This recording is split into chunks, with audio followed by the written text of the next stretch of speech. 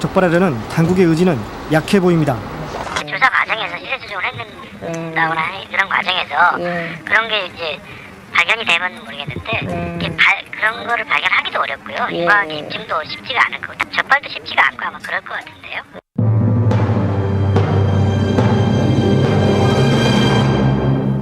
예. 그 의도적으로 부정적인 전망의 리포트를 내고 주가를 떨어뜨린 혐의를 받고 있다면 금융당국은 그동안 너무 손을 놓고 있었던 것 아닌가 이런 생각이 드는데요. 예, 금융감독원은 주요 기관 투자자들을 대상으로 한 공매도 규정 위반 조사에서 매도 주문 85만 건 가운데 상당수가 관련 규정을 위반했다고 인정했습니다. 하지만 구체적인 위반 규모에 대해서는 아직 파악하지 못한 상태입니다. 더욱이 부정적인 보고서를 내놓은 뒤 차익 실현을 도와주었다는 의혹이 증권업계에 떠돌고 있지만 현재까지 적발된 사례는 단 한 건도 없습니다. 공매도 제한이 풀리기 전에 대책 마련이 시급합니다. 예, 외국 자본이 들어오면서 이런 위험성이 생긴 것도 사실이지만 사실 외국 자본이 유입되면서 우리 주식시장의 규모가 커진 것도 사실 아닙니까? 그렇습니다. 하지만 외국 자본을 끌어들이고 주식시장의 규모만 키우는 데 치중해 기초를 단단히 하지 않은 것은 문제입니다.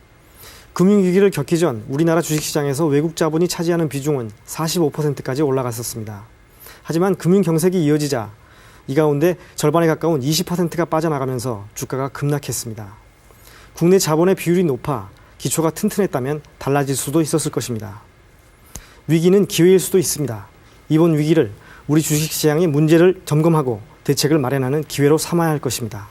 예, 이재호 프로듀서. 그 주가만큼이나 환율도 지난 한 해 요동치지 않았습니까? 이 환율로 인한 기업과 국가의 손실도 만만치 않았었죠. 네, 그렇습니다. 지난해 하반기 원달러 환율이 하루에 133.5원까지 폭등하는가 하면 최고 1,514원을 기록하면서 환율 시장이 혼란스러웠는데요. 환율 급등으로 인한 피해는 고스란히 기업들의 몫이었습니다. 2008년 2월 27일 국회 인사청문회. 장관은 환율에 대해 거짓말할 권리가 있다는 말에 동의한다. 어느 선진국도 환율에 대해서 시장 자율에 맡기지 않는다. 강만수 장관의 이 같은 발언 이후 환율 주권론이 시작됐습니다. 장관의 한마디는 바로 시장에 반영되었습니다. 이날 이후 실제로 환율은 서서히 치솟기 시작했고 3월 17일 급기야 1,026원까지 수직 상승했습니다. 이후 강 장관은 사석에서 자신의 말 몇 마디로 환율이 올랐다며 스스로 애국자라고 말하기도 했습니다.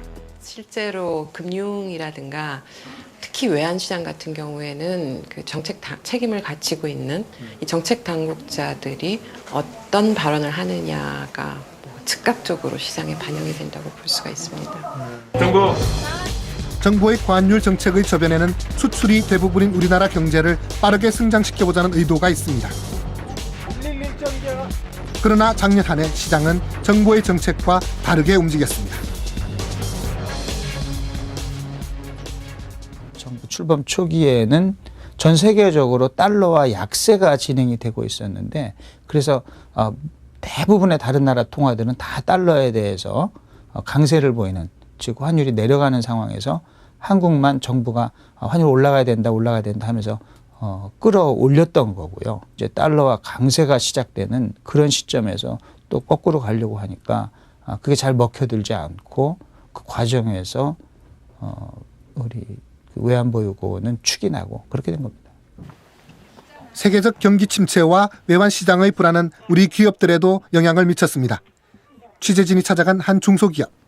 해외에 직물을 수출하는 이 기업은 연간 20억 원의 매출을 기록하던 탄탄한 중소기업이었습니다.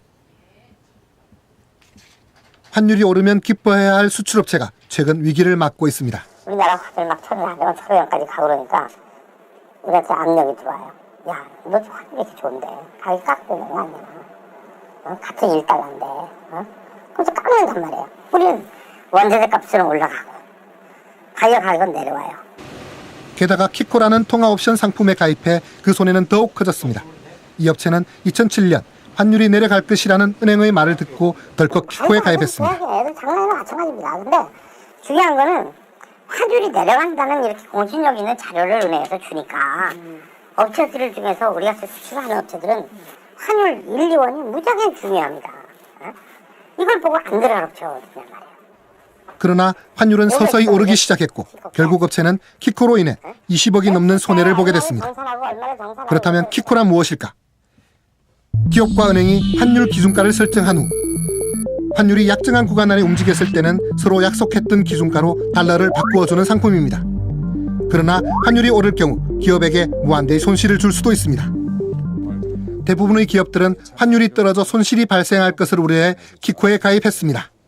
그 키코 구조를 저희도 보면 이게 정말 정상적으로 된 건지 한참 봤어요, 저도. 아, 이게 어떻게 된 거지, 이게?